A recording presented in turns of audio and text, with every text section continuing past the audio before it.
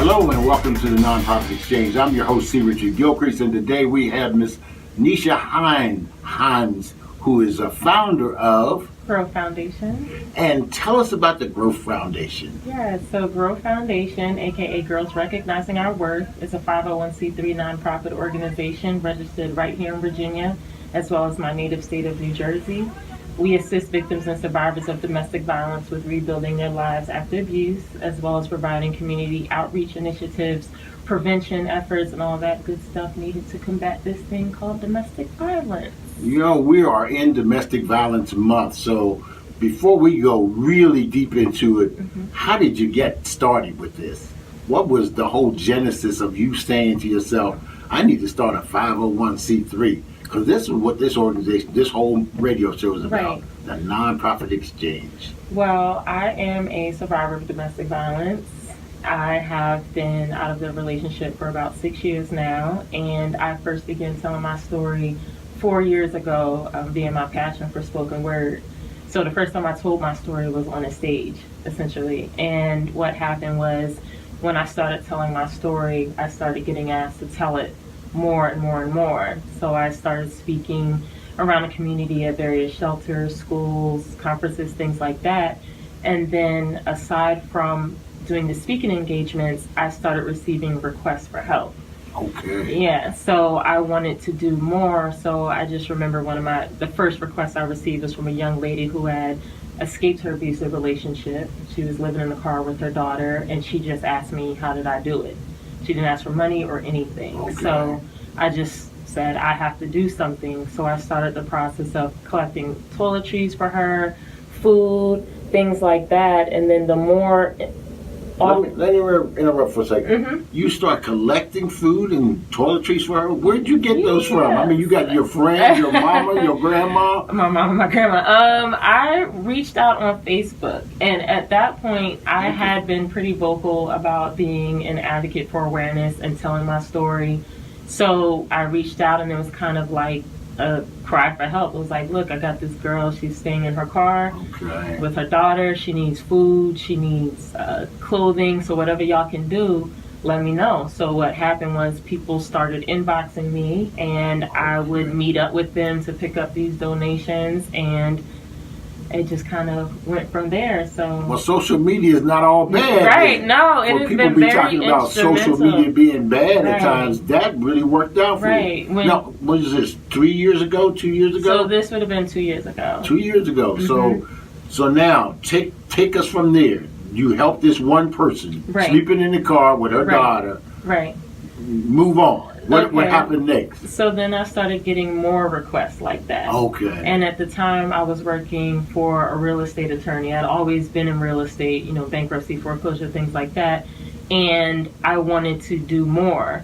So I was trying to leave the real estate field and get jobs at local shelters and things like that, and it just wasn't working out. Okay. So I went to the attorneys that I worked for. I kind of just had this idea. I was like, look, you know, if I can't get a job right now, I'm going to start my own organization. There you go. So I went to the attorneys that I worked for, and they do business setup. So they actually helped me get the paperwork in order.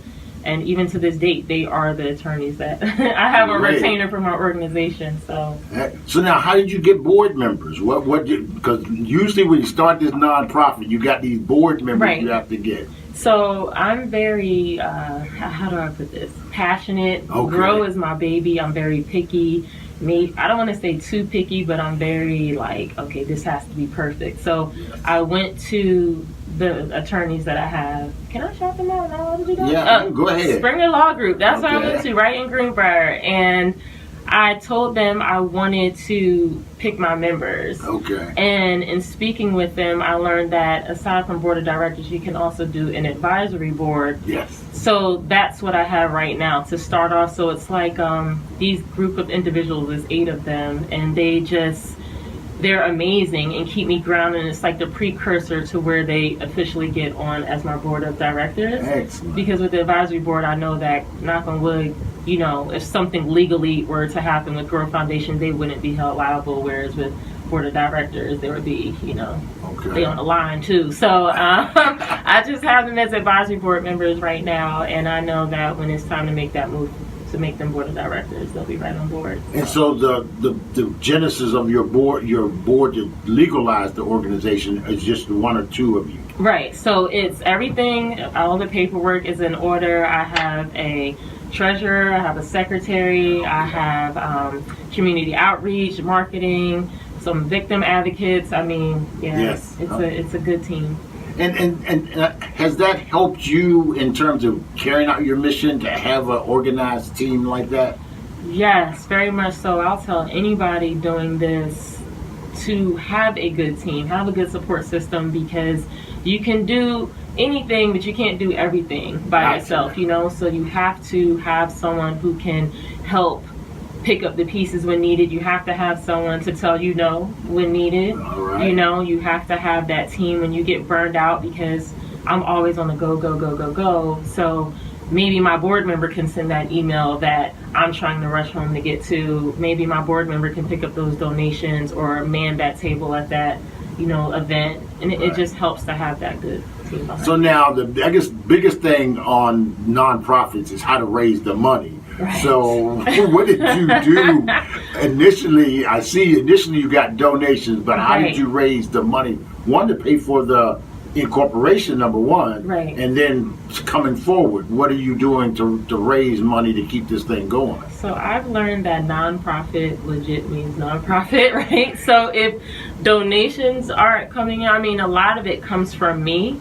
And I pray, and I know it's going to happen before the day where we have all those big corporate sponsors and those grants and everything.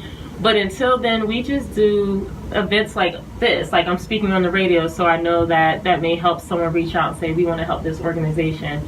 I do community outreach events. Like I said, I do spoken word. So I held an event at the open mic spot where I first told my story. And we charged $7 to get in, and that was representative of the number of times it takes for a victim to leave an abusive relationship before she leaves for good. All right. So that number stuck in people's head. They came, and then the proceeds went to the organization. You know, we throw.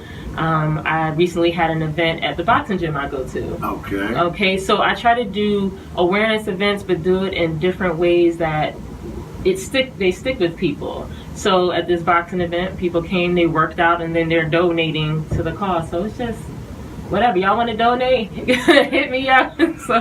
That sounds great. So now that was an important aspect of this whole organization, was to have the fundraising. Yes. So now the management, you got this team of people that are working. Are you got them working 40 hours a week? Do you have them working 1 hour a week? We all have full-time jobs. There you right? go. We all have full-time jobs until the day that I don't have to have a full-time job anymore.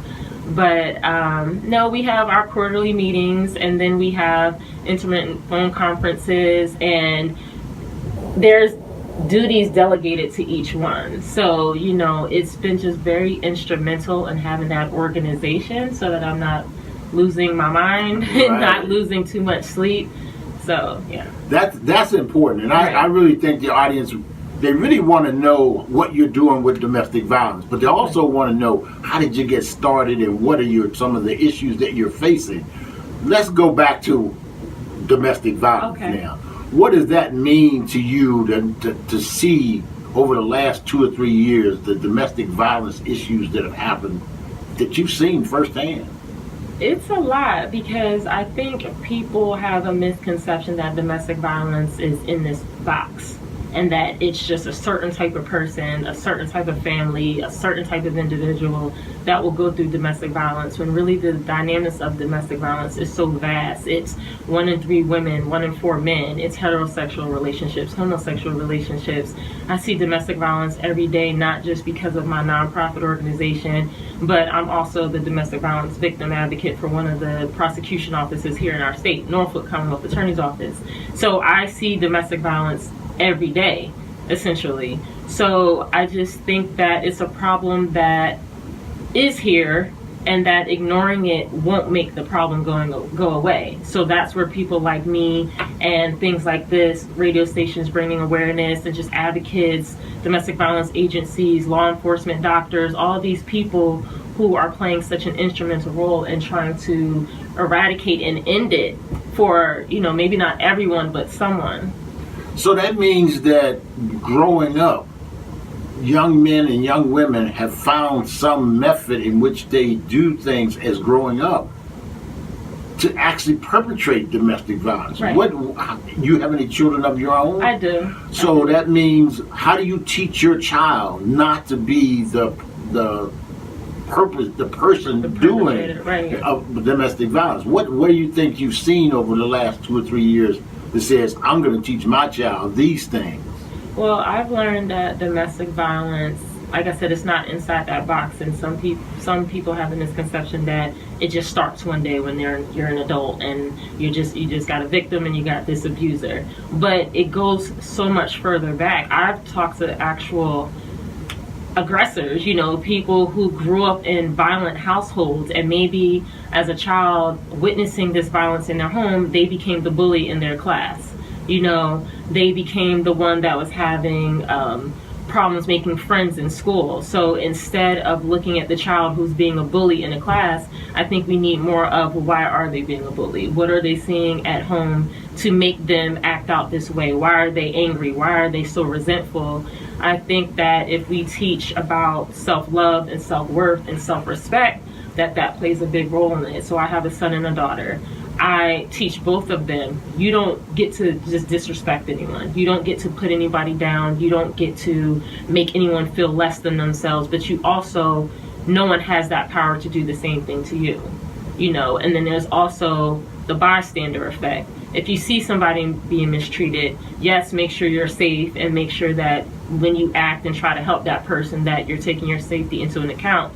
But calling 911, calling a teacher, calling for help does so much, rather than recording it on your phone and posting it on social media, not doing anything. So it's just many different ways we can fight domestic violence. No way is too small, because it all plays a bigger role in the bigger picture. That's fantastic. So there's a parent listening to you right now. Right. And you're going to give them some advice as to what you think might be some of the things that they can do right in their home that's kind of simple to work with their younger kids and their teenage kids. Right. So for parents who are communication is important regardless, whether you're in a situation where you have domestic violence in the home or you don't. It is very important to talk to our children. If you are in a domestic violence situation, no matter how much you think the kids don't see it, the kids aren't affected, they are.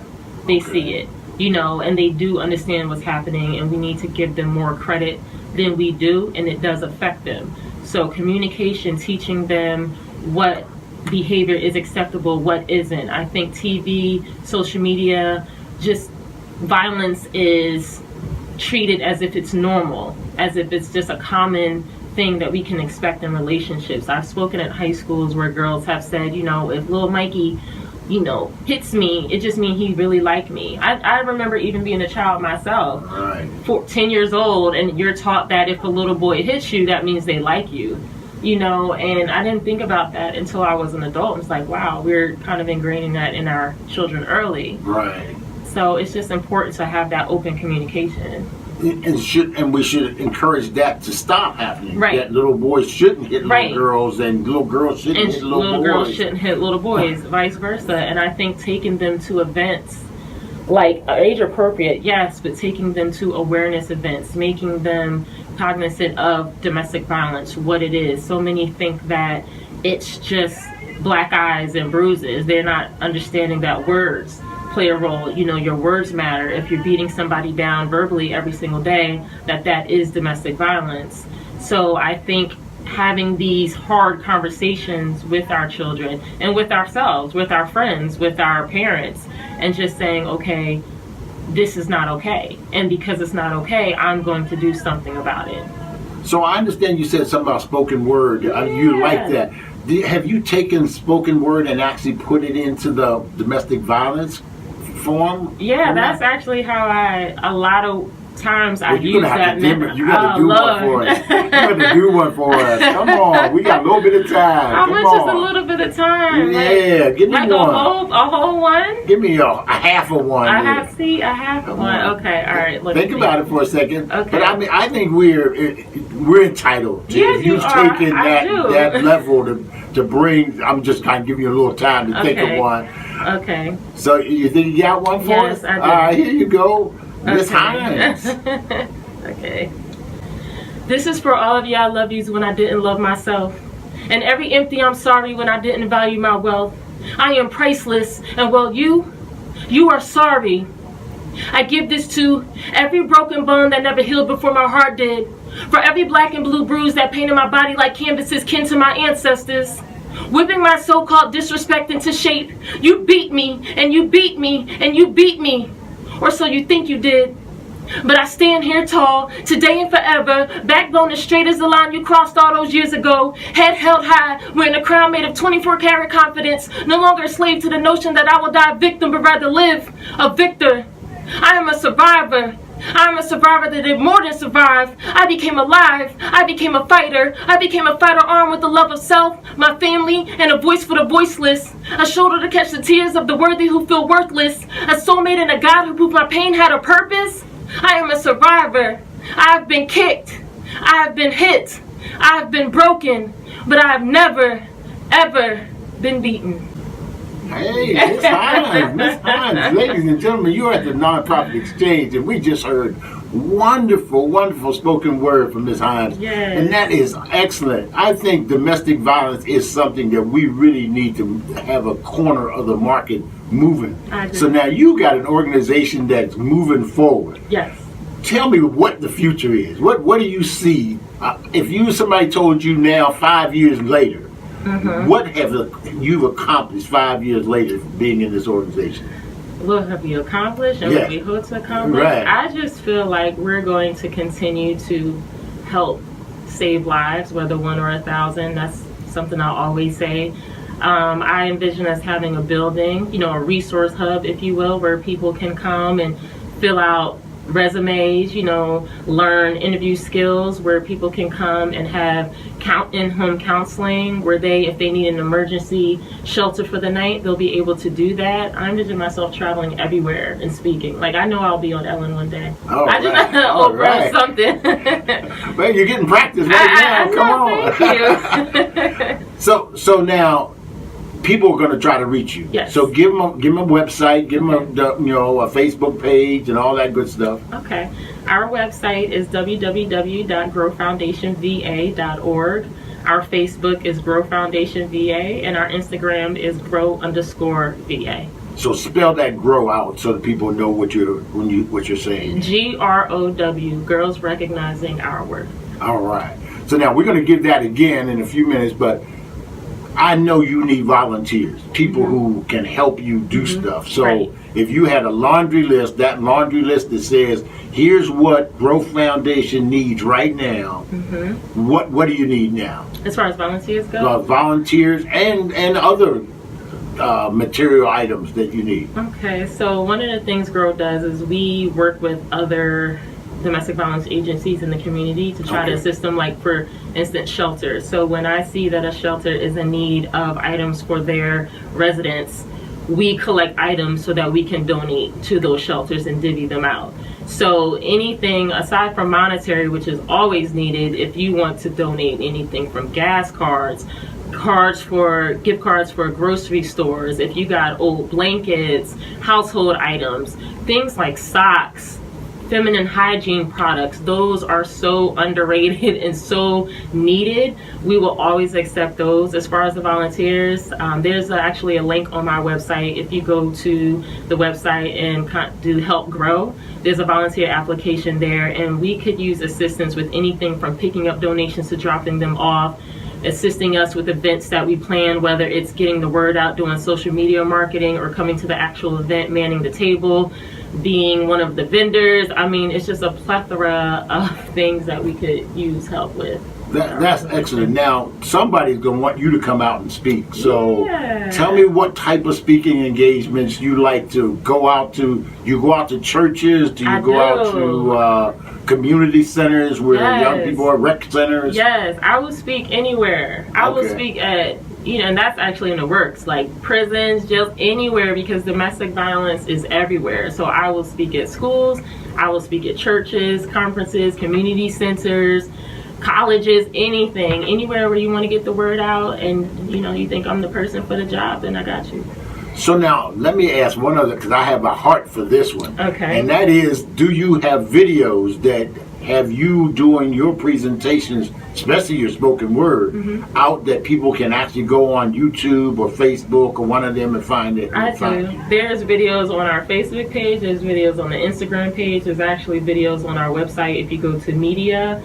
And if you email me and say, I'd like some more videos, I can send it to you. Excellent. Because I just think video is starting to be the another form of communications where people are starting to, use those as a form of teaching some of the youngsters and actually getting people to know and be aware of some of these.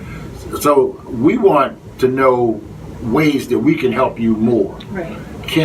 Are you looking for interns from colleges, universities, technical schools, people like that? We do that as well. And one of the volunteers right now is an intern. So we track her hours and then submit that letter and that, what she did and how many hours she worked and all that good stuff. So yes, definitely. So now where does she come from? What school did she come from? Norfolk State, and she's in the social work program. Okay, Norfolk State. That's a good shout out to Norfolk State. Okay. So now where else would you like to get interns from?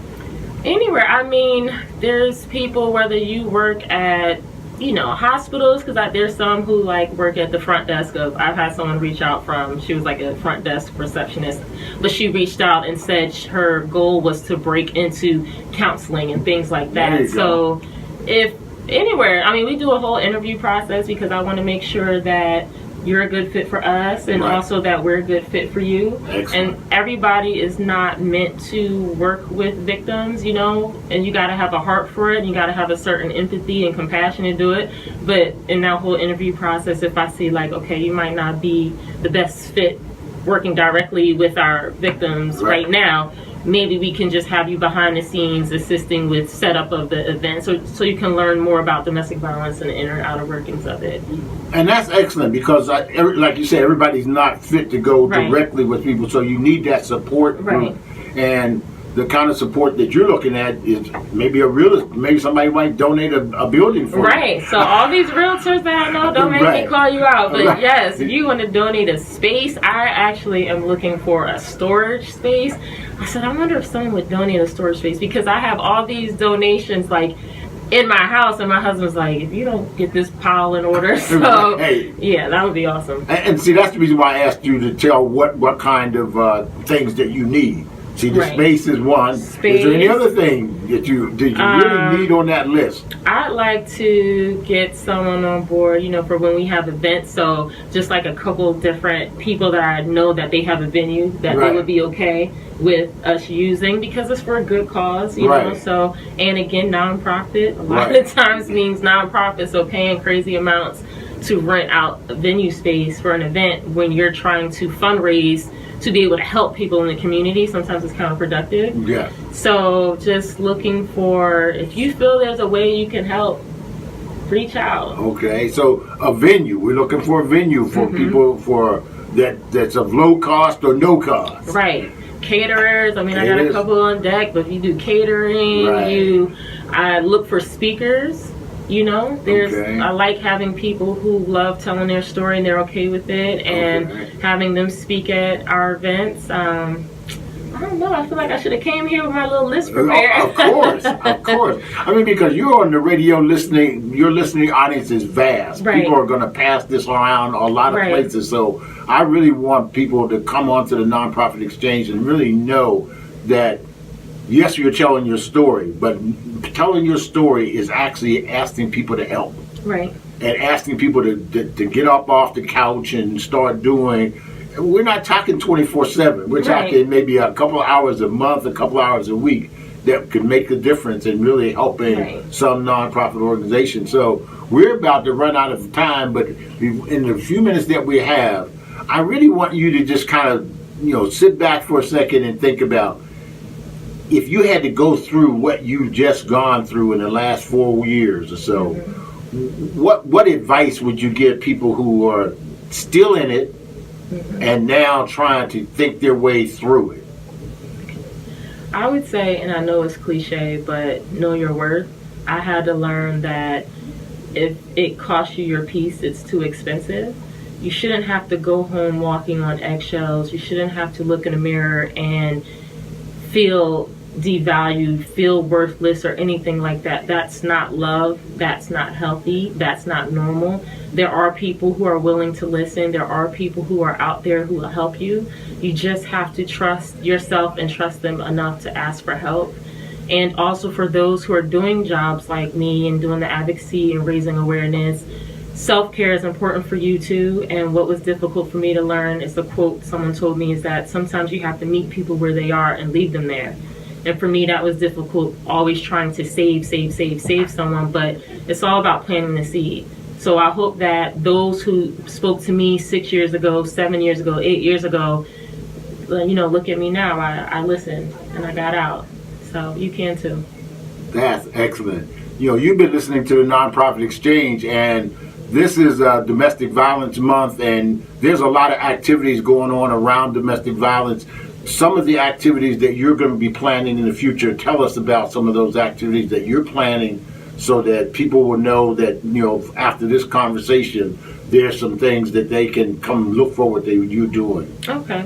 So I'm actually speaking at an event on Saturday on the 27th, 28th. It's at the Mambo Room. It's at 10:30, and that's a Wholehearted Women's Conference. There's information on that on Facebook. And on December 1st, I'm having an event called Bridging the Gap. I haven't really dropped too much information about it, but I will let you know it's a very powerful conversation that will include everyone from licensed therapists who work with batterers as well as victims of domestic violence who became survivors, and also victims of domestic violence who later turned to the abusers. I mean, it's going to be a powerful conversation. So that will be December 1st, and I will be dropping the location details on my social media and my website very soon. Excellent. Now, 2019 is coming. Yes. What are you looking for in that year? What are some of your goals in that year to look at in terms of directing the organization? So G.R.O.W is just going to grow. I'm looking forward to just traveling everywhere and speaking, but also being able to assist the people that we help more than we can. So whereas maybe now we can do 2 nights of emergency shelter, maybe we'll be in a position where we could do a whole week, which we have done before, but it's been a struggle, depending on what the funds are and the resources are. I would like it to be where not just G.R.O.W, but just the agencies as a whole in the community are able to do more, because it's domestic violence is so much and resources are limited. That's not to discourage you from reaching out. It's just to understand that just because XYZ organization may not be able to help out at that time, reach out to another one. There is someone who will be able to help. And in 2019, I would just love to be able to double, triple the people we're able to help now, the organizations that we're able to assist, the speaking engagements that we have. I just want to go bigger and better, to the point where my 9 to 5 is, All right. No more. We got one more little question for you, and that question is, if you had to get yourself a partner right in for 2018, what partnerships are you trying to link up with right now? So if somebody were to say, okay, I'm looking to link up with the police department, right, and have a ongoing relationship with the police department because they see more domestic violence than anybody else. What's one of your partners? I would say the police department or property managers. Okay. Because with property managers, a lot of times, a lot of these victims come out, their credit is shot, they don't have money, and a lot of them feel like they can't get out of their current lease or their current situation because they're in it maybe with their abuser. And I would like to get with property managers who are willing to work with domestic violence survivors, because they need a new start. I was once that person who wasn't sure if I could get a place, and somebody gave me a chance, but it wasn't without being told no 15 times before somebody said yes. So that's really like getting good with some realtors and property managers who will assist me in that aspect. Thank you so much. Thank This you for having me. This has been a great show. I Thank think you. people are going to be listening to this one time and time again. You've been listening to the Nonprofit Exchange. I'm your host, C. Richard Gilcrease. And before we go, tell them that number to reach you again. The number is 757-384-0294, and the website is www.growfoundationva.org. You've been listening to the Nonprofit Exchange. Thank you for listening. Thank you.